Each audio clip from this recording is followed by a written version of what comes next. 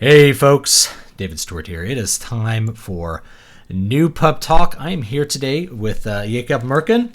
He is he's an author of a space opera series, which I've linked in the chat for you guys. It's called the Galaxy Ascendant series. I linked the first book for you and also linked a Kickstarter for the newest book in the series. And today we're just going to talk about space opera, some stuff we like, what makes space opera, what makes space opera really different from things like, say, science fiction or a newer created category that people talk about from time to time, which is science fantasy. Really, I think it's just space opera, but I don't know. Why don't you tell us about yourself? Okay, well, thanks for having me on. It's probably made it work with the time difference. Yeah, what time is it in Israel, by the way?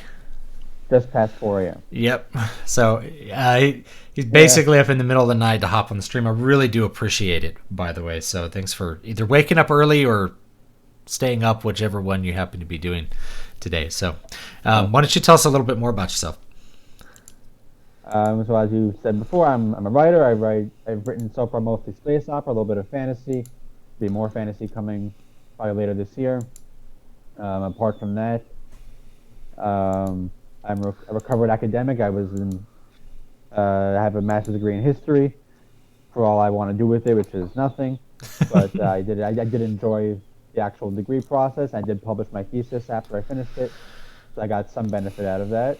So that sells actually surprisingly well. Beyond that, I was just a soldier in the Israeli Defense Forces until a month ago. Did 2 years. Would have done longer if they let me, but it is what it is. Now I'm done and moving on to other things. And beyond that, I mean, most of my time is spent either writing or working on getting better at marketing my writing, or reading other people's stuff, or talking with other authors about their own production projects, or I guess also training for Ninja Israel. Oh, yeah.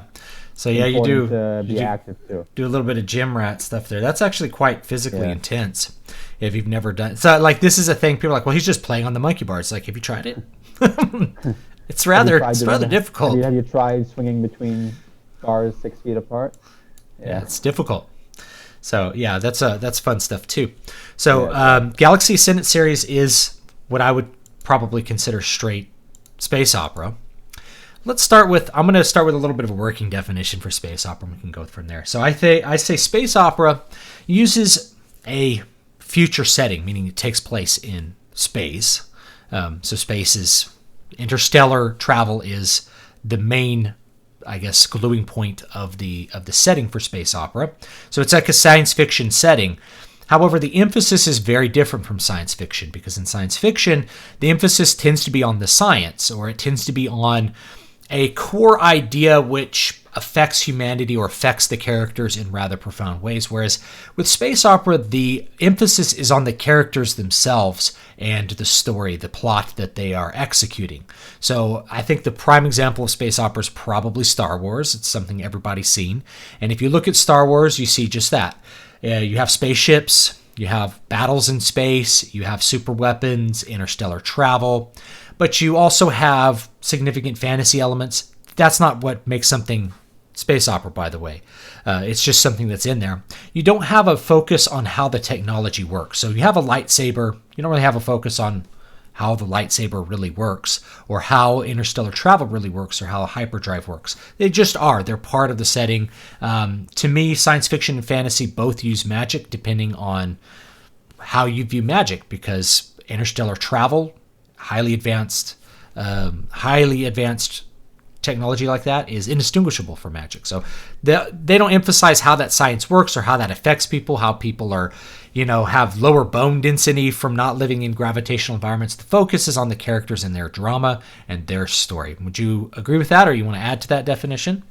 No, it sounds like a pretty good general definition of the genre. I mean, the character focus, the lack of emphasis on how the tech works. I mean, you sometimes do get stories about that involve the tech breaking, or a little bit about how it works, or how you build something, but it's never like particularly in depth. I mean, even Star Trek, for all the tech they talk in the various series, is really a space opera in many respects, because Aztec is as fictional as anything else, even though Star Trek tries to deny that and pretend that it's something more sophisticated. Sometimes it's really, when you get down to it, space opera, but I guess they lean more toward the hard sci-fi. Whereas like something like Star Wars is just straight space opera, and you have other space operas that kind of lean more toward military SF also. Yeah, and this is another thing. Science fiction. So if you go far enough back, really fantasy is kind of a subcategory of science fiction.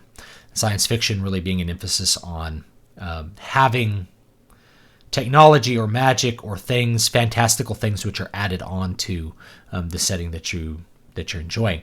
I think Star Trek really predates a lot of the genreification that we get, at least in modern literary terms, where people are like, this is hard sci-fi. It's like, well, it's just classic science fiction.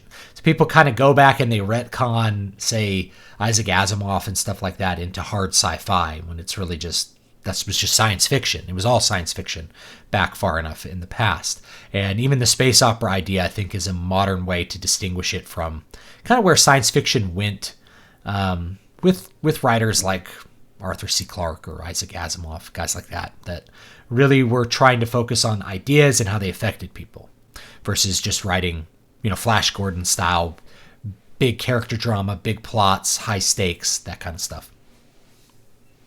Yeah.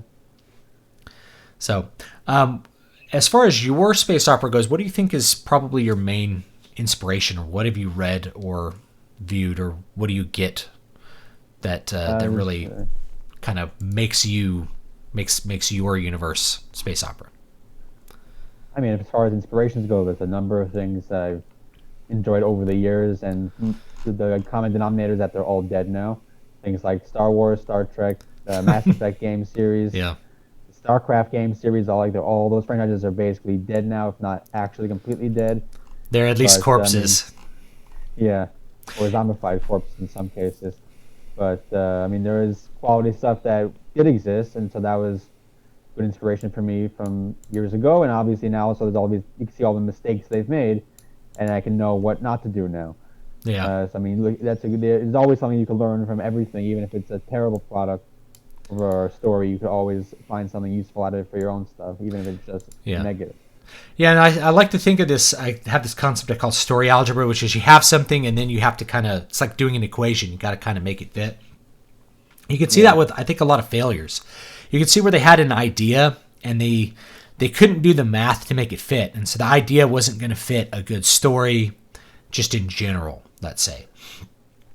So if we look at, what happened with the new Star Wars, that's a lot of what happened with there, I think. Yeah, so if I look at, say, Force Awakens, they couldn't decide what the story was actually about, so it ended up just being about kind of everything and nothing at once. It's a good example of what not to do. If you start with a core plot goal, find Luke Skywalker, you should really try to continue with that plot goal. And if it's not going to work, you need to change it right from the beginning, not just kind of abandon your quest halfway through and conjure up a new Death Star. Yeah, there are ways to kind of work in new plots and try and transition between different, especially if it's a longer series. If you're a trilogy, you really want to keep it simpler and coherent throughout. That's like the biggest problem with the trilogy. As we all know, it's like the second movie, especially, just kind of breaks the whole narrative in half. And from what I've heard, I haven't seen the last movie. I don't really care about it anymore.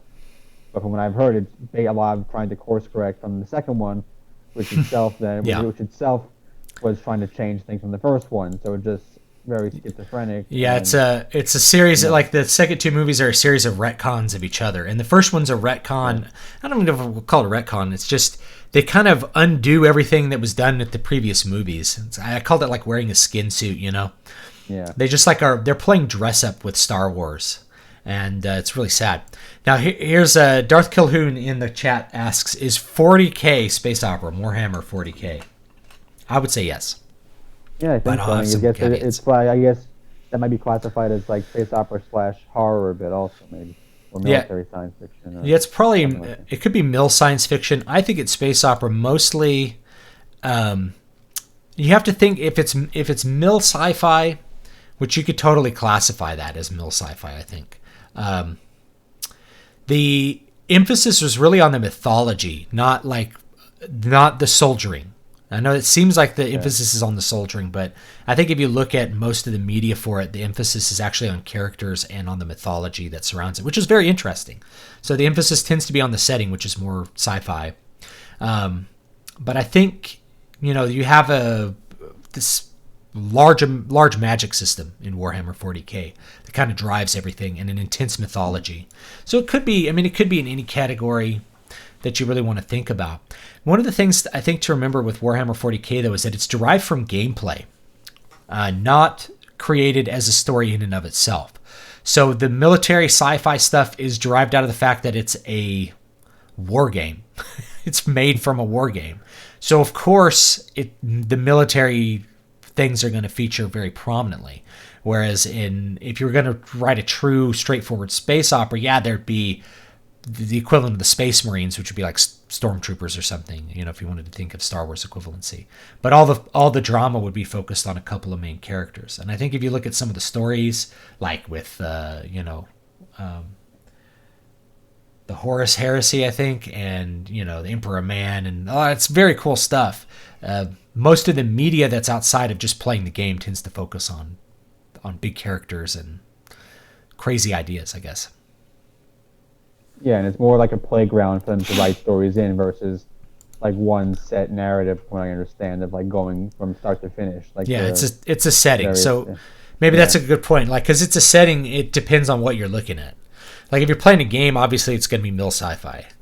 But if you're reading the book, it's probably going to be closer to space opera in its execution. Yeah, that's one of the best things about space opera too, is that you usually create this kind of big setting that you can really use to tell any kind of story you want.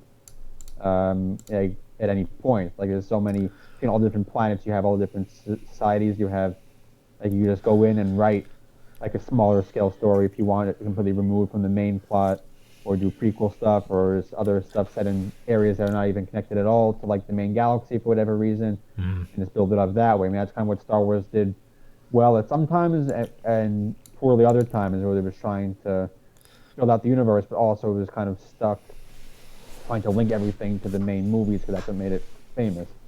Yeah, so I think it's weird. Yeah, Star Wars is interesting because it started as a main narrative, which created a universe. So the setting, all the details of the setting, and the EU and the games and all the Bibles that were made to guide those things were really created after the story. And most of the things that you see, at least in the original 3 movies, are there in service to the story. This is kind of interesting. It works kind of in the opposite direction from something like Warhammer 40K. Like Star Wars, you could tell wasn't planned from the start, like in a proper sense. Like he didn't know he was going to get a second movie at first, so it was just planned in one movie. Then he went on to the next one, and then when he got to the expanded universe, then it became even more of like a free for all for at least a while, till they kind of organized it a little bit, and then the prequels happened and organized it more, and then Disney came in and threw that all out.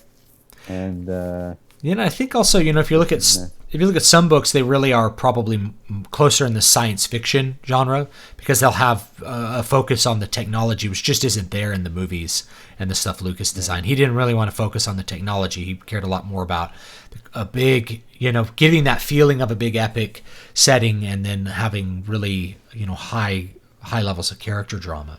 So, people will tell you, there's kyber crystals that are used to make the lightsabers, and they'll, there's people who know really in-depth stuff that people have come up with, but that's not, when you look at the movies, that's not the focus, and it never really has been the focus. That's just something that kind of came later to flesh out things for other people to act with it as like a playground.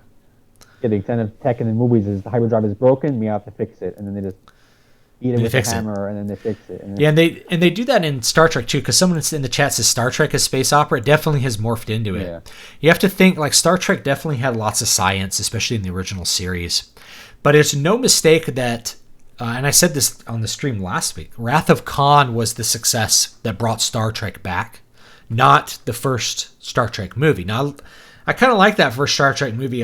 For whatever reason, it's a meme to really hate it.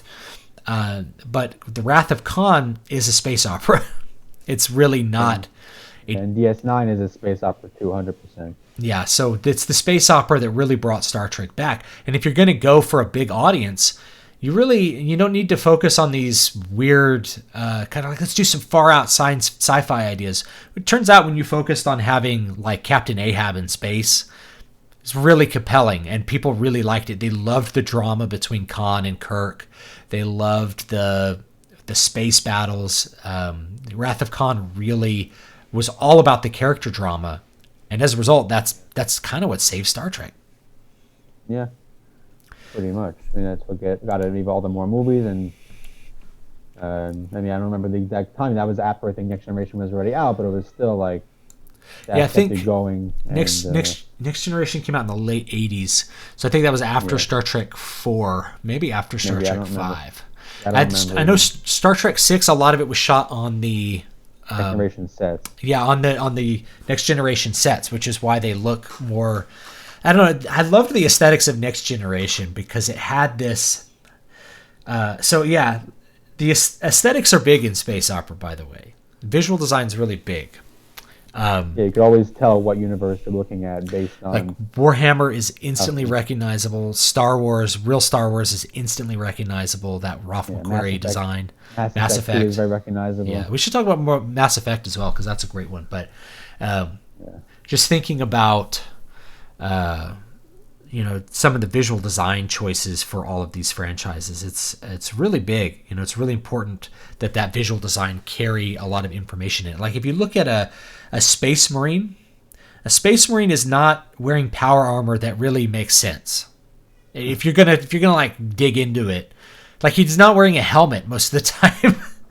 You see how these guys not wearing helmets. It's like you always wear your brain bucket. That's like that's the single most important piece of armor you get historically is the helmet. It's like all these guys talk about historical movies. Always like, where are the helmets? Yeah, well, you take them off so you can see the pretty actors, right? Yeah. The actors are attractive, and I completely understand. As a filmmaker, I'd probably be like, do we got to lose the helmets, or we got to have helmets where people you can see their face? And so it's always great for me when I see like an historical movie where they're actually wearing armor. It's so rare that they wear any kind of armor that's close to historically accurate. And I fully admit I'm a bit of an armor pedant. You might be yourself, having a history degree. Like when I watch a movie like it doesn't bug me too much. But, I do notice things. When I watch a movie like Braveheart, it's just kind of silly, their costume design. And that actually was nominated for an Oscar for costume design. They're wearing all their kilts backwards. And they're wearing like male coifs with no jack underneath. It's really bad. It's not great execution. But anyway, if you look at a Space Marine, but it's not about that power armor being incredibly practical. It's about you fantasizing about its power. Yeah. It's about how it looks. It's about the fear. It's that when you see a Space Marine, it's this weird feeling that you get that he's neither. It's just like a force of destruction when you look at it. Not good, not evil necessarily, but just like the books hanging off, all that cool stuff. It's a really special thing to look at that kind of visual design. Now Star Trek, I think the aesthetics for the Next Generation, I really liked them. The original series was very industrial looking. It's kind of like what they imagined a spaceship was going to be in the 60s, right? Like, man, it's going to be like all steel everywhere. It's going to be really all the buttons. Buttons everywhere. Next Generation was forecasting the future in much better ways, I felt like. Which is that everything was like a touch screen, big monitor interfaces everywhere, and everything was carpeted. It's like you're living inside this ship without a space. Why would you make everything? Yeah, also it gets the aesthetic of Starfleet isn't actually. I mean, it's a military, but it's also not a military. So it kind of that ship was designed to be also like a kind of like a home in space almost, as opposed to like a straight up warship. Yeah, that's true. It not be carpeted because things might get messier there on a more regular basis. Yeah. So I also heard they did the carpeting for like acoustic reasons and stuff too, because it turns out when you're trying to you have to get something that absorbs a lot of the sound, or it's way too boomy on those sets. So you got to put something that doesn't reflect the sound as much, or you're not going to pick up good audio for it. Hardwick Bentho in the chat asks, says he saw a post of yours saying that you had an ad pulled because your book features guns. Is this common? I can talk about some of the rules. Yeah, it But do you happens want every to so go often. It's that? one of those things where like I think it's officially in the rules, but they don't enforce it usually because it's very vague anyway, and it's kind of up to whichever person is looking at your ad submission or your book. I mean, there's been other people who've got actual books pulled over silly things or over no good reason at all. So it's one of those things where you can't really tell what's going to happen with Amazon, and then you have to just make a lot of noise if something happens that messes with you, and then hopefully the noise will make them back off, which I think so far they have in most cases. But Yeah, so I will tell you their specific guideline that they'll cite. Now that you're never gonna find this stuff. It's like you got to dig deep to try to find anything. Problem, right? Yeah, to find. You're never gonna know about this till you have a problem with a cover. You're not supposed to have guns like pointed at the not at the screen, like at the person looking at it. I guess like pointed at the camera.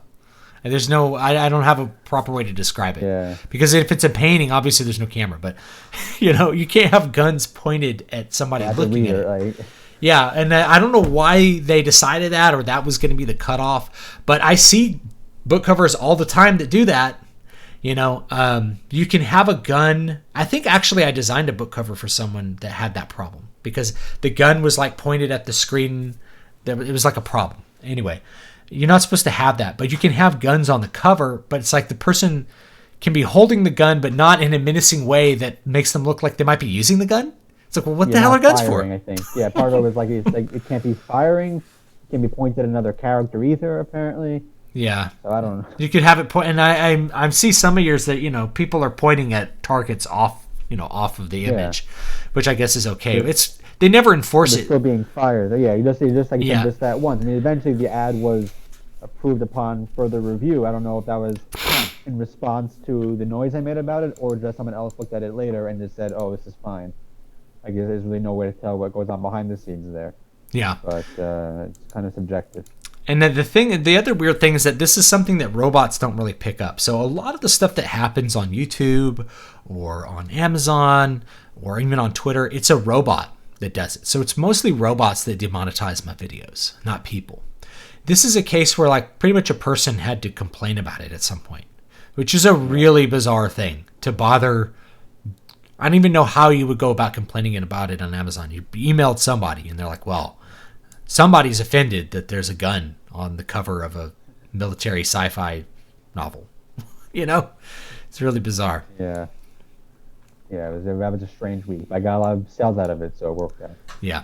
So, looking back at Star Trek, it definitely morphed into more space opera. I know Gene Roddenberry Star Trek became something kind of different from Gene Roddenberry's vision. I like Gene Roddenberry's vision a lot. I love what he was originally doing with it, but clearly it had to be put in a more dramatic direction to appeal to the mass market. And I think after the death of Gene, you get that. You get that with Deep Space Nine is really space opera. Yeah. Very much space opera. And there's a reason why it's my favorite Star Trek series, is because it has that really strong focus on characters. And of course, they're not traveling the galaxy so much on Deep Space Nine. So there's really nothing else to focus on but the characters. And it was the first series, I think, that was more serialized than the other one. Like Next Generation and original series were just episode of the week, and then the movies they carry over some plot stuff, and then the movies obviously carry along development. But the series itself was much more episodic versus Deep Space Nine, where there was narrative thread. Yeah, I think I prefer episodic stuff in general because you had so many great classic Star Trek episodes as a result of it being episodic, because people could really write very speculative ideas and they would get made. I felt like Deep Space Nine is great because I think it kind of blended those two. It had that high character drama, it had that more serialized format, but at the same time, each week was kind of a new adventure. And when you turned the TV off at the end of that week, you felt like you got a whole story. And I feel like it's gone a little bit too far. Most serialized dramas I watch now are too serialized for my tastes, where you get to the end of an episode and you're like, nothing happened. That's great. I want a story. If I'm going to watch a whole hour of something, I want to have a story. That's me. Yeah, no, there is something to be said for that. And I do like serialized stuff too. It depends on. I mean, obviously, it depends on how it's done. Because you have serialized shows that are good and ones that aren't. I mean, you could use serialized with like full stories most of the time. Obviously, sometimes you have to have the cliffhangers or the two-parters, but you can still have episodes that have a satisfying ending and still carry on to the next week. But yeah, especially when it comes to character development. yeah. You know, characters learn things, they grow, things can get set up the next week. There's a lot. Deep Space Nine really did a great job. I think as far as writing goes, those shows in the 90s, I mean, they were probably like peak Star Trek. You know, I love the stuff from the 60s too. It's very classic sci-fi. Some great stuff in there. Great ideas. I basically grew up. My parents are huge original series fans, so I grew up watching those. But I think overall, the Deep Space Nine is the one that I can most easily just sit down and watch a random episode of because I know which ones are the really good ones. I can just find those really great stories and just watch those, and then I'll occasionally watch original series stuff too because there are a lot of great ones there also. But I do kind of lean more toward Deep Space Nine these days just because of the story elements that just more appeals to what I like in science fiction, which is the space opera stuff. Yeah, that's always been my favorite type of genre overall. Yeah, Coleman in 9 wants to know about Firefly. He says, is it Western opera or sci-fi? Well, I'd say it's just space opera. People call it a Western in space, but what do you think? Have you ever seen Firefly? I think, it's been a long time, but I did see it. I did enjoy it. I think it's definitely space opera, but it kind of like leans toward, I guess you could call it leaning toward a Western or something. Like space opera very often, we said before, is like a blend of different genres in a way. So you have a space opera that leans more toward the science fiction, or leans more toward the millisef, or leans more toward Western. Yeah, I mean, it feels like a Western in space, but at the same time, a lot of Buck Rogers did. You know, Western. I mean, the themes that you get in Westerns, like bounty hunting, and you're just kind of using stories that are inspirational from Westerns in a sci-fi setting, and of course, they're going to be a little bit different when you do that. I'd still say it's pretty much just a space opera, and that's kind of why people really liked it, I think. And also the film Serenity, that was definitely the space opera. Yeah, Serenity was good. I haven't seen it in a long time though. George says Pitch Black was horror, Chronicles of Riddick was space opera, but the same setting. Yeah, and what was the third one called? There's a third one. I don't remember the name of it. So yeah, there's Pitch Black was really a good sci-fi horror, and in fact, I wrote a sci-fi horror book. You can get it. It's called Voices of the Void. 99 cents on Amazon. It's like a good 2-hour read.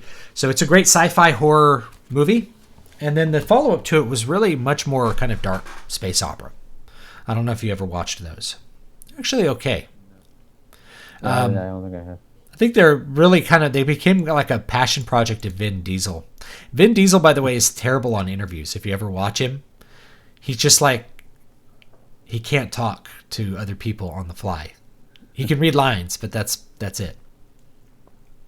So, yeah. Anyway, BattleTech is terrestrial space opera. That's a good way of putting it. Again, we tend to genreify things by adding modifiers. This is blackened death metal. This happens in heavy metal all the time. It's like, yeah, we play like grimdark blackened death metal. It's like, so you play death metal? Yeah, man, we play extreme power metal. It's like, so you play power metal? Yeah, but we have a lot of fast songs. It's like, that's power metal, dude. Fast songs, power metal. There you go. Terrestrial space opera. It could be. I mean, I consider it mecha, which is its own genre. I think we talked about that last week with Brian. But I think for like the novels, they're very space opera-y. It's a big focus on the character drama. Oh yeah, let's talk about Mass Effect. Yeah. Alphamar. Mass Effect is space opera. Yes. Yeah, definitely. First of all, it has magic.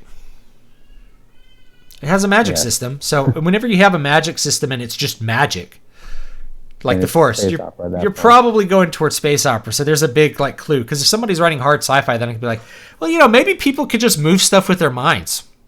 They're not going to do that. They're going to be like, well, what kind of technology would allow people to teleport things? Or what genetic evolution does it? Yeah. So yeah, they do have. You like Mass Effect? Which is your favorite game? Yeah. Favorite game? Probably the second one. Yeah. I mean, the third one I enjoyed a lot until the end. And that was really where that one completely fell apart, even though there were issues earlier on. But I mean, overall, I do still enjoy the trilogy, even though I guys have to like headcanon different ending because the ending was a mess. And I think you could tell it was rushed because the space battle at the end too was kind of rushed, like in the cinematics they had. Like it could have done a lot more with that. But I mean, as far as universe goes, that was my favorite universe of space opera for a while, until the franchise just killed itself. Yeah. But well, I mean, imaginative setting and a lot of cool aliens that had actual important roles to play. Yeah, there was a big. So here's why I think it's a great example of space opera. I mean, it's going to a different medium, to a game. So the focus was always on the characters and the character drama and the character interaction. You even gamified your relationship with the characters to a certain extent. You know, you kind of built up relationships with the characters. Like you could romance, everyone romanced Liara. No one romanced Ash. Poor girl. But you could romance a character by saying the right things to her, like picking the right things to say. You got to know aliens. They talked about their alien civilizations. There was, of course, like technology in it. And technology was part of things, right? But I think the emphasis was always on the characters. And my favorite's the first, mostly because I prefer the gameplay from the first. So I think the first game had the best gameplay, and then it kind of went backwards with number 2. And number 2, I think, also had a weaker plot. I think the first one had this great sci-fi plot that I really enjoyed the reveals from at the end. The first time I played it, it was great. Also, like fighting your way like vertically up the, it's just such great scenes at the end of that first game. The second one had a lot of really great character stuff in it. That was really the best part of that game. The loyalty quest, and you have addition of more different characters that were all very interesting. That's one of the best things about it, because a lot of space opera that I've watched or that I've read over the years, it's extremely human-centric, which is kind of getting boring to me. My favorite characters are always the aliens anyway, which is why in my books, there's no humans at all. It's entirely alien cast. Oh, see, that's cool. So I mean, that's good. I mean, part of that came from because my favorite characters were always the aliens. Like in Mass Effect, I never used the humans in my party ever. Like I obviously Shepard just because you're who you play as, you have no choice. But everybody else, I would always have the various alien characters, the ones I wanted to interact with a lot more. They just look more interesting. And I always had Liara and Garrus. Yeah, I was mostly Talia and Garrus. I had those kind of characters. I like Garrus a lot as a character. I thought he was a really interesting character, and I like the aesthetics of Mass Effect. I think Mass Effect just had right from the get-go. I think the first game really, to me, had the best aesthetics, even though the graphical fidelity got better with the other two games. The aesthetics on the first game, that kind of darkened spaceship when you first are doing that. The lights are kind of low. You have kind of track lighting on the bottom. And that film grain effect, which a lot of people didn't like, but I liked. It just kind of tied everything together. It had a great appeal to it. Felt very serious. It had all the holographic projector screens, that kind of stuff. You could tell, like, different space operas, you could tell when they were made, because you get based on how things look in the future. Like, compare like original Star Trek to Mass Effect. Like, you could tell which one was made in what decade based on what it seemed the future was going to look like. And in the original, if you look at the bridge of the original Star Trek, there's like the main viewer, and then otherwise, like you have like Spock like looking into a screen like this, and that's the only screens. There's no screens, because computers in the 60s didn't have screens. They output things on like little paper. So the idea of a monitor just displaying active data was still at that point kind of foreign. Yeah, now you have the 3D holograms in all the space opera. And I liked in Mass Effect, even the keyboard was kind of holographic. And then you think about our phones, we don't even use real keyboards anymore. But, and people would get implants in their fingers to kind of feel, to make it feel like they're actually clicking a real keyboard. I really liked those little details about Mass Effect. Yeah. They didn't, they had this idea that you needed these, I don't know, what do they call them? Those the things that let him jump between systems. I'm trying to remember what they called them. The mass relays. Mass relays, yeah. So those were a great device that they created, and this is a really good example of, this is one kind of why it's space opera and not sci-fi. The ships can fly faster than light, but you need these mass relays to really get across the big distances. That's what you need them there for. But it's really from the gameplay perspective also. Yeah, it's it allows you to determine which systems you can go to, but for the gameplay, but it also sets up a plot device, which is that these were created by these horrific Cthulhu monster aliens out in space. To me they're just they're robotic great old ones. Some robotic Cthulhu is what and even when I saw Sovereign, he looks like a robot Cthulhu. So to me it felt like Lovecraftian horrors kind of out in space. That's what they had the Reapers are. that element was there with the indoctrination that they got into.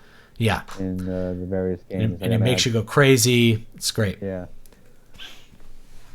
So yeah, I really like that series. Now the ending. Now here's what I'm going to say about the ending, and I might do some dedicated content towards Mass Effect just because I really like the games.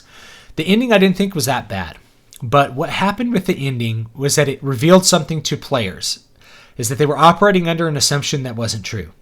So the assumption that people were operating under is that their decisions mattered. Yeah. And the truth is, and if you go back and look at it, I can really show this. I call it the BioWare. I don't know what to call it. I've called it the BioWare illusion before, but not on YouTube, I think. The illusion it's the illusion of choice. You think your choices matter and that your choices radically change outcomes, and really the choice is there to just as an interactive gameplay element to make you feel more attached to the story, that you have some effect on some outcome of the story. The story's more you, it's more yours. But the reality is that those really don't have any effect on the real plot goals of any of the games. So just for instance, even outside of Mass Effect, but the first Mass Effect game, you can do those 3 planets in any order. It doesn't really matter what order you do them in. You're always going to that one planet at the end where all the Protheans died, where the Nexus or whatever it is, and you're always jumping onto the space station. You're always completing the same plot goal. The plot goal never changes, so it's really not choose your own adventure. What changes is if you have enough persuasion points, you can get Garrus to shoot himself in the head. Or not Garrus, what's his name? The bad guy. Saren. You can get Saren to shoot himself in the head, which is really cool. I just loved that they did that. That you could persuade him to commit suicide. And you still have to fight his robot form, but it was a really cool moment. So the outcomes are always the same. So your decisions never really mattered to the plot. They only really mattered to you. And so when you got to the end of Mass Effect 3, that veil was kind of torn off. This idea that you had control over outcomes in the universe was kind of torn away, and you were just kind of given a dumb dichotomous choice. Yeah, and also the game kind of took away from you the option of an actual an obvious happy ending, which a lot of players want. It's more fun. You want to see the character succeed at the end, and that was kind of removed at the end of that game. There was no option to just win. Yeah, it was a nihilistic ending, which didn't really feel good. Yeah. But my view is, so many people were like, I spent all these hundreds of hours developing this perfect story, and none of that came out in the ending. It's because none of that really mattered to the plot. It was just there for you to care about, not for the plot, not for the story or the universe to care about.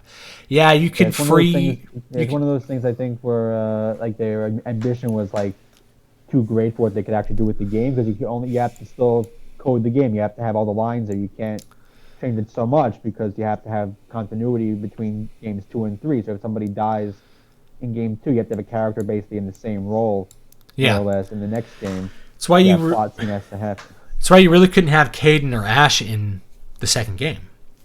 Yeah. Well, one of them died, so are you going to make the game twice with one character? No, you're just going to not have them be a character. You got to kind of throw that out the window. So most of your choices from the first game really don't matter in the second either.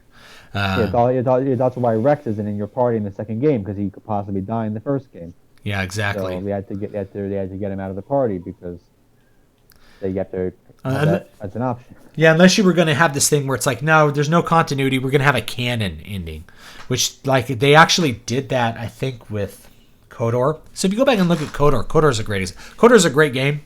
Knights of the Old Republic, if you've never played Knights of the Old Republic, it's a superb game. But again, it's the illusion of choice. You can make lots of little choices that will make you light side or dark side. This is what Mass Effect was. It was light side, dark side, Paragon, Renegade. Basically transplanted Knights of the Old Republic's one of their game systems into Mass Effect. But you had two semi-distinct endings for Knights of the Old Republic, but you really didn't have to code too much differently. Everything was the same until you got to that last level. Yeah, then, maybe you make Zalbar kill what's-her-face and kill the Twi'lek girl, and then you have the Mandalorian and the Killbot in your party for the last level. Yeah. And that's cool. I love having HK-47 in my party always, even though I don't feel like he's always the best character. It's just you need him there to say things. Shall I blast the meatbags, Master? Yeah, that was it. One of the best characters in Star Wars history, I think. I think if you go down like what are the best characters in Star Wars, I'm like number 1, HK-47, ready to serve. He's so good. He's so funny, and he's just every line of his is like almost memeable. Also, it's also what makes it fun. It is you who programmed me, Master. So please buy me. I'm not used for any illegal activities. Oh yeah, so I loved that. But really, that was the only thing they had to really do differently. Everything else was a decision that just only played out in that moment. Oh, are you going to kill this guy and take his credits? Are you going to mind control this guy to not pay the landing fee? And you can almost persuade your way out of anything with the party. Like Bastila really doesn't get mad at you for being super dark side until she just never does. Well, yeah, I mean, possibly at the end, if I kill her at the end, I think, in some outcomes. But yeah, Fantasy Fan says, Disney made a lot of fumbles with space opera. With better marketing, John Carter could have been the start of a very lucrative shared universe with Tarzan. Yeah, all the Edgar Rice Burroughs stuff. I totally missed John Carter even like happening in the theaters. I just don't even remember it. Yeah, I think I missed it too. I think I saw it. I watched it online. I didn't watch it in theaters. I mean, it was a decent movie. I mean, at that point, I hadn't read any of the books. I was going into it as just someone who knew that it existed, like it was a fine movie, but apparently it didn't do well at all. And then that was the end of that. Yeah, and Edgar Rice Burroughs is huge in the idea of space opera. You could call Princess of Mars the first space opera book. There's probably something that predates him that I haven't read or I'm not thinking of, but it's over what was first, like forever and all the genres. Yeah, Jared says George Lucas made a 300-page script for Star Wars. I think I've distributed that script before. No, I haven't. I think I've made people aware of where they could get that script before. The OT was one film. There was a comic made of like one of the original, like earlier versions of it also. Yeah, I have one of the original earlier versions. It's very different. It's 300 pages. It's really long. Has a lot of cool stuff in it. All the names are different. It's very different. But because he was making it one time, he changed it as he needed. And so like I think I see Jared's point here is like as you make the movies, you change what you need to fit the fit the story. Also, he also didn't have the trilogy planned out when he made the first movie, so that's where part of that came from. Yeah.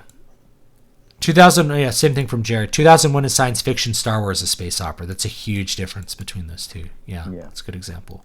Something like The Martian is sci-fi. John Carter of Mars is space opera. John Carter goes to Mars and like you can just live on Mars. There's green aliens and sexy princesses and the whole bit. There's a new Sword and Planet book. See, this is a new thing to conjure up Sword and Planet to mean like, John Carter of Mars. By Alexander Helene called The Last... Oh, yeah, I need to have Alex on. I'll have him on in another stream for sure. I'll make him come on. I can twist his arm. I have to read that at some point. That's one of my to-read list. Yeah, The Last Ancestor. It's totally cool. Yeah, it's a cool book, and I'll have him on to talk about it, Hardwick, for sure. Maybe we'll talk about Sword and Planet specifically in the future. What are your thoughts on the idea of an alien civilizations being the descendants of ancient space travelers from Earth? I think it's kind of a cool idea. Yeah, I mean, it could be. Civilization was dinosaurs that escaped Earth and went to the other side of the galaxy and made this dinosaur civilization. Yeah. Last kind of, I mean, that idea is kind of what prompted my series a little bit. Like I got the initial idea after I watched some kind of show as a kid, I don't know, like maybe 15 years ago now, when I was like 12, 13 years old or something, about like what would have happened if dinosaurs didn't go extinct, like how they might have evolved over time to become intelligent. And so that's kind of where the initial idea of one of the main species of my story came from. Then I decided to just jettison Earth altogether, so I just went with, I mean, the origin of the species, it still was like a dinosaur-like species that got saved and then uplifted by some other aliens. And that's where they came from, but I just got rid of the Earth connection to it. Yeah. So that's where the original idea came from. It's just like, I mean, dinosaur aliens are cool. So, I think Trick did this in, they've done it with multiple planets. They really did it well with the Enterprise series. They had a planet where there was like there were 5 sapient species on the planet, and each one was evolved from like a different kind of animal. So there was like a bird alien and a lizard one, and I'm trying to remember all the others. So that was an interesting thing. Like multiple sapient species on one planet, each from a different kind of phylum, maybe not phylum or different class of animal. Is Halo space opera? I don't know. It's a game. You know, the plot is really not super heavily emphasized in Halo to me, but maybe. Yeah, probably. It probably rides the line between military SF and space opera. I think. I mean, because like the books, I only read a few of the books, but the books, I mean, obviously they're very military focused because that's where all the characters are, but I mean, it does have the bigger stories with the Forerunners and the big the galactic scale war they have, which is more of a space opera thing, I guess. Yeah. True. Hardwick, one thing the Star Trek predicted was the tablet computer. The pad was a lot like an iPad. Not just that. Yeah. Just off the top. The flip phones, man. Cell phones. You know, cell phones. And then they had theirs was originally a flip phone. And of course, now they press their, we have our iWatches, which is instead of the badges. Instead of the badges. Voice activated computers. My 4-year-old walks into the living room and says to the stereo, "Hey Alexa, play The Great War by Sabaton."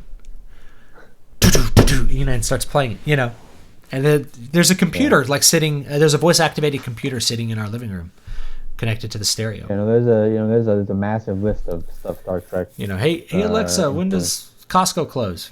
Closes at 10. Great. There's a huge amount of things that Star Trek predicted accurately. It's actually kind of uncanny. I think, as far as the stuff they use on the ship, there's a lot. Can you think of anything else? Robot vacuums. Do they have robot vacuums? Maybe I'm thinking of the little robots from Star Wars. It's more of a Star Wars thing. What else? I don't know. Well, they had like video communication. Yes. I don't know if that was a thing. That was a new thing. Yeah, I remember people thinking like, video phones are stupid. I'm like, and now we're all live streaming. Yeah, here we are. We're having video phone right now. I think there's. Is there anything else? Yeah, the voice activated computer was a big one that probably a lot of people just didn't see coming until it was just here. Yeah. Your interpretation of the Mass Effect 3 ending about your choices do not matter is new to me. Refreshing take on the ending. That's kind of how it is. Your choices didn't matter. I mean, they were there for you to enjoy the choice, not really for you to change the outcome. And I think a lot of people wanted their choices to matter to the outcome. And I think that they really could have done it better. Like they could have made it so that there was maybe 3 endings, and it really just depended on the way that you did the game. Well, the third game, from what I remember hearing, was pretty rushed, and that's where a lot of that fell apart. Yeah, EA tends to kill studios, and they kill games, and they do that by they impose the wrong business requirements on a game.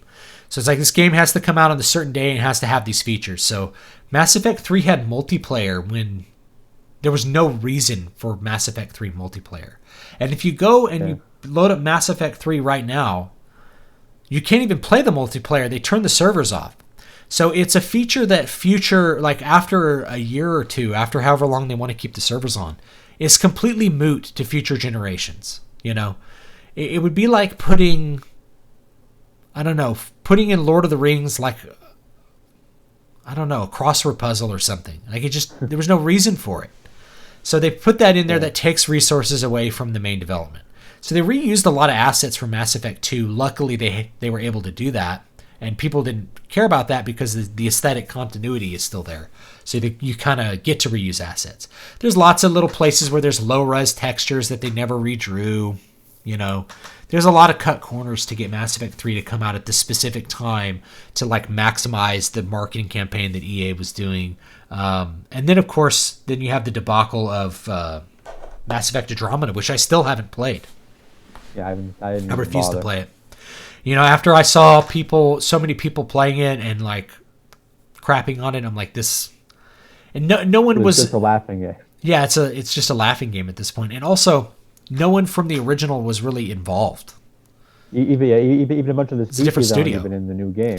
So it's like why bother? I mean, it's not even really. The also is they kind of the series kind of wrote itself into a corner because what are they going to do with the ending now? They would have to pick a canon ending in order to continue on the universe after the third game. So it kind of wrote itself into oblivion also. Maybe Andromeda was the only thing you could do is travel to another galaxy.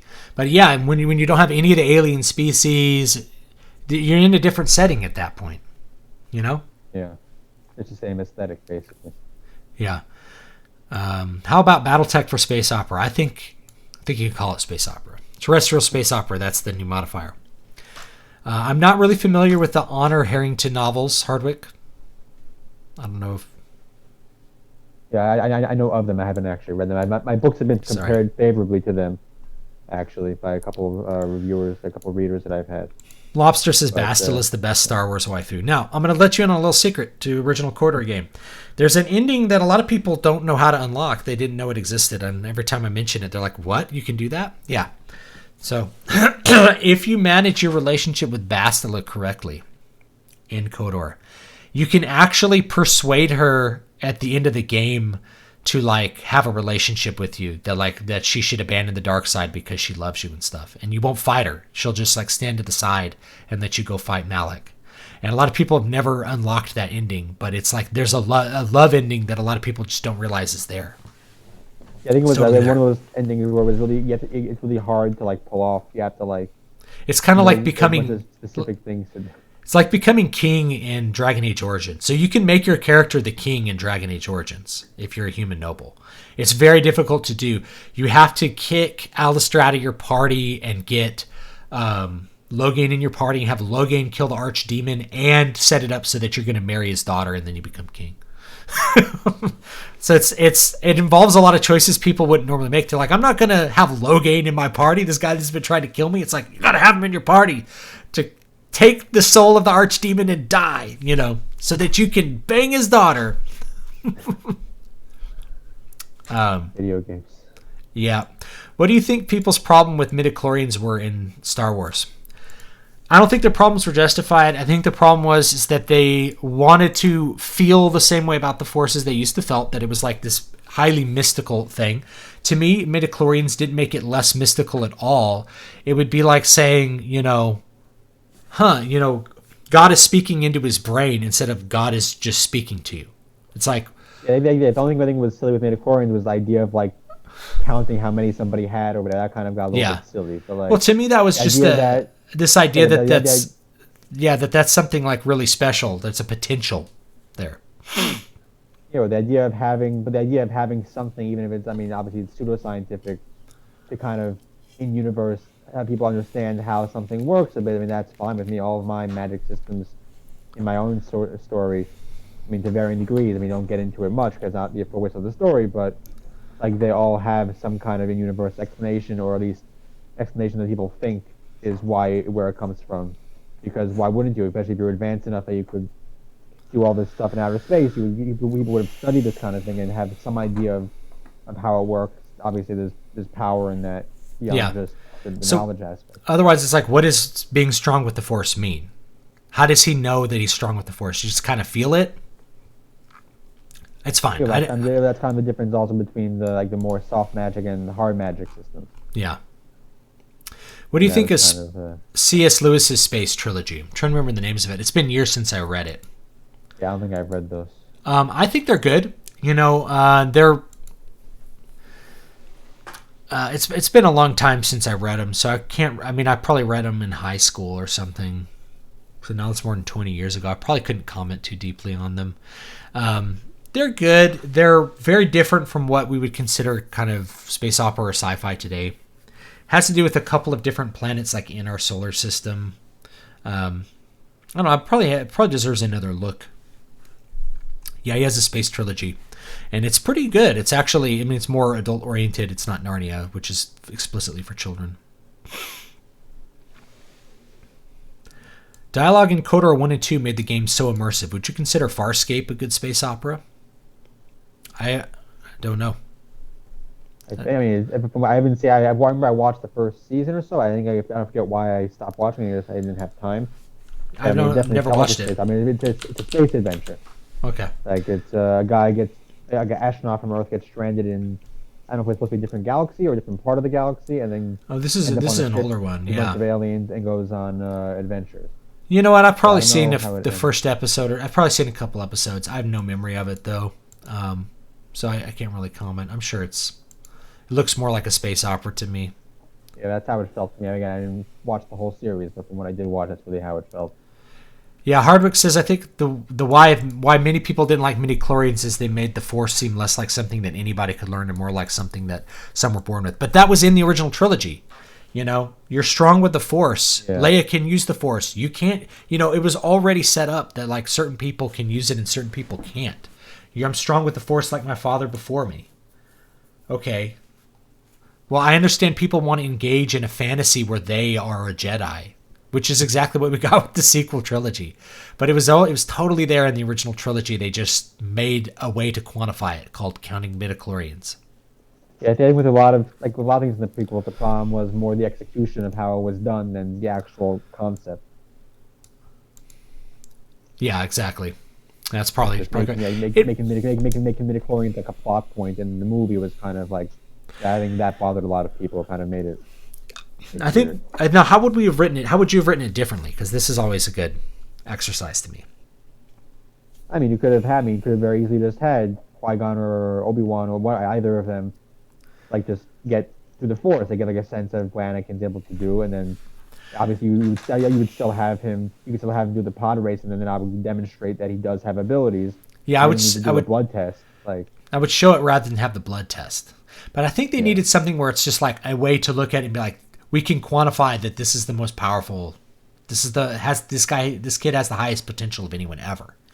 But it's like he could have, if he did something really incredible on accident, you could have had that. Like let's say, and this would have been a great moment to set up Darth Vader. He got really mad and like obliterated a wall out of a building or something with the Force. Be like, oh, we should pay attention to this, Yeah, that's why. I mean, and then you had to have somebody say they feel great danger or something. That kind of, just have that line in there, which they do anyway. But you didn't need to have just the blood test. I think that's what really made it silly to a lot of people, and then it became just associated with midichlorians forever. Ad Astra was interesting in a terribly underrated science fiction movie. I haven't seen it. I haven't seen it I either. barely watch stuff now. Do you guys enjoy science fiction or space opera more? Well, for me, it's obviously space opera. Okay. I like both for different reasons. Yeah, well, they all have the pluses and minuses, but just as far as what I just enjoy writing and reading, I mean, that's what I gravitate toward first, just because for me, I like the characters and the stories are what matter to me more than anything else in fiction that I read. So here's what I'll say. A lot of times people overlook why stories are great, and so they talk about the ideas that are in stories without talking about the story. In some cases, you can have a book that's far more about ideas than story still be talked about, like Starship Troopers. Starship Troopers is very weak on its story, and it's not even told in a way that there's much of a story really there. It's all about the ideas. But the ideas are interesting enough that people continue to read the book. That's really the exception, though, not the rule. Most sci-fi that takes that line just isn't able to communicate those ideas in an interesting way. The sci-fi that sticks around is really about good story writing. So 1984, for example, is an extremely well-written book. It has a great set of characters and a great plot. And it also has really, really cool ideas built into the setting and built into that story. But if it weren't for the good story, probably wouldn't be talking much about 1984. There's a reason we probably talk about 1984 100 times as much as Starship Troopers. It's because it's a better written story. You know, if Starship Troopers had a story on that level, it would have been far more popular, I think. I think it would have been just huge if Starship Troopers had an actually good story to it. So because then you can have the series build up to something and become a bigger franchise than just the one-off. And still have all of those same ideas that people love and get attached to, rather than having this. And it's been so long since I read the book, but I remember they would cut back and forth. They'd have this instructor like lecturing Johnny Rico on like this post-collapse society or whatever he imagined. If you could have done that indirectly, like through indirect exposition, and just had a great story, it would have been way more popular. So the really great stories tend to have really powerful ideas that are within great stories tend to be talked about more. People talk more about The Matrix than they do about, Simulacron 13, which was probably very influential on The Matrix. But people don't really talk about it that much because it's just not quite. The Matrix has such a great story to it. So great story with high drama. If you're going to pick one thing, that's what's going to make a great story. You should focus on that, and if you have great ideas that go along with it, great. All my books have really cool ideas in them. I'll tell you that right now. So Prophet of the God Seed, this is more sci-fi, not really space opera, but it has a really strong set of ideas about space travel. That you can't go faster than the speed of light and the impact of that. This is really sci-fi horror. There's some strong set of ideas in here about madness and about the nature of these horrible beings that live in things. If you read my if you read any of my Eternal Dream books, there's Platonic and even Gnostic ideas that run through these that are kind of build the story, but it's mainly about a story. Characters having an adventure, having conflict. Yeah, that always comes first. My series is a lot of stuff about leadership throughout the series with a lot of the characters' plot lines.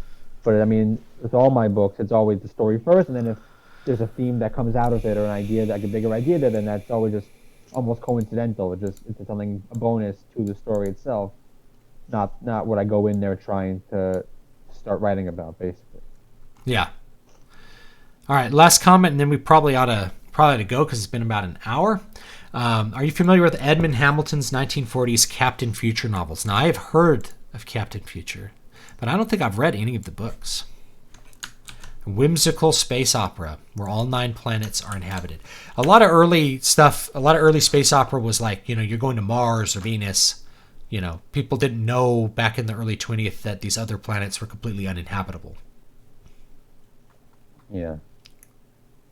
And now we just go further out or make our own galaxies altogether, which is what I ended up doing. Yeah. Because it's just so obvious now, like you couldn't live on Pluto. Yeah. Right. But that was actually, Pluto as a place where aliens lived was actually in Lovecraft. Back when they were first discovering things, you imagined, well, what if we wonder what Mars is like? I wonder maybe it's too dry because it looks kind of red, Just kind of go with that without thinking like Earth is the only inhabitable planet maybe that anyone will ever see. Yeah. Might be the only inhabitable planet that exists. We don't know. We won't know for a while. So, anyway, anything else that we want to plug before we go? I'll be happy to plug my Galaxy Ascendant series. As you mentioned at the start of the show, I have book 6 right now crowdfunding on Kickstarter. Another 5 books are all on Amazon, but the best deal for anybody who wants to check out the series is on Kickstarter because you get all 6 ebooks for just $12, and there's also a whole ton of different reward options on the Kickstarter for paperback books, for And then for bigger things like getting a character name, like with a name based on yours for the series itself, and also with some original sketches from the cover artist that are reward options. I mean, this is just very, very big scale space opera, stuff that I've enjoyed reading and watching throughout most of my life, and that's why I enjoy writing it so much. And like you mentioned, also it's an entire alien cast of characters, so that's just a thing that I really wanted to write because it's more fun for me. Um, and the story is just keeps getting bigger throughout the entire series. I mean, it all connects through from book 1 to book 6, and then book 7 once that comes out later this year. And a lot of fun. My readers that I've had who read the series so far all seem to really enjoy it. So I think anybody who likes space opera at all will enjoy this, especially if they like space opera and Star Wars or Mass Effect style type of stories that you don't get from those franchises anymore. You get it from what I'm writing.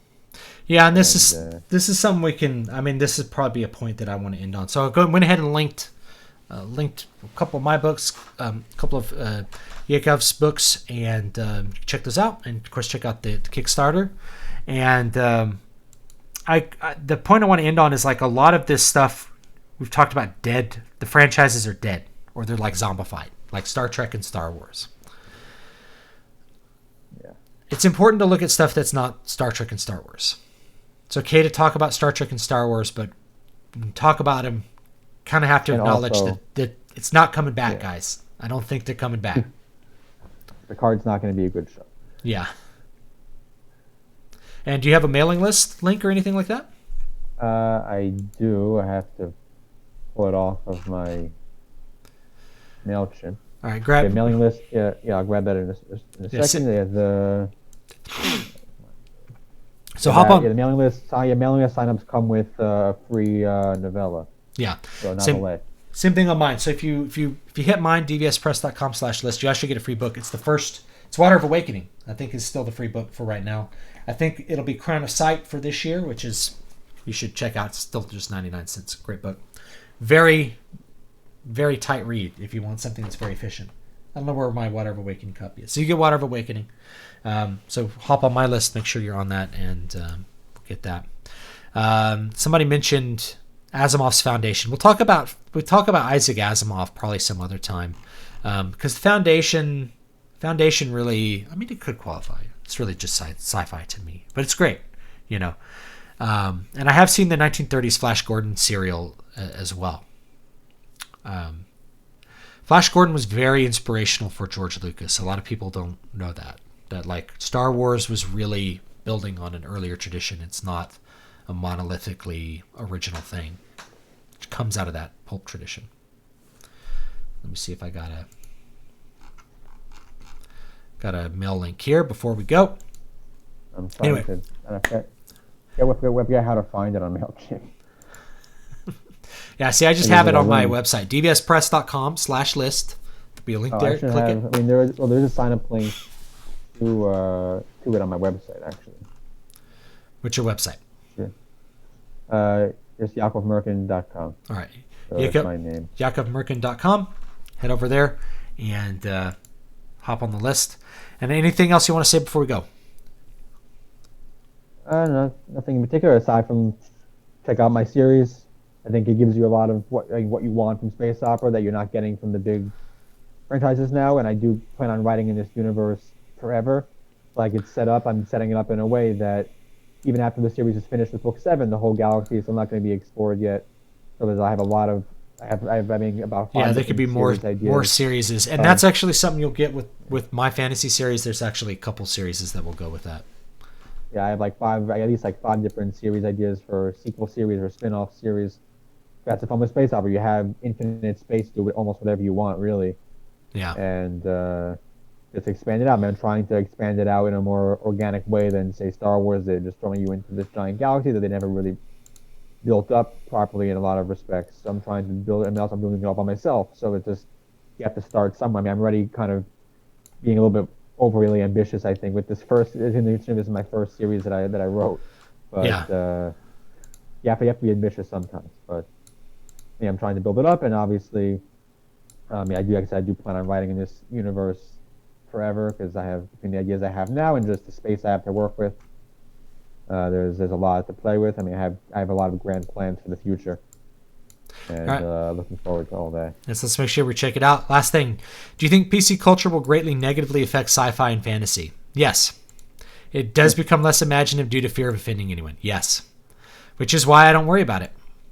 I just write the stuff I want to, and if somebody doesn't like it, that's their problem. That's their problem, man. You don't have to read it.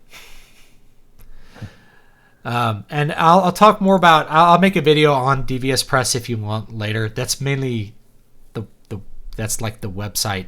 So I have two websites: davidvstewart.com. DVSpress.com is my blog website where you can read my fiction and you can read my random blog posts. And I'm going to be doing a lot more blog content this year, so make sure you check out and bookmark that. DVSpress.com. All right, thanks so much for joining me today. With Yakov Merkin, and I hope you will check out his stuff and maybe check out my books too. And I'll see you guys next time.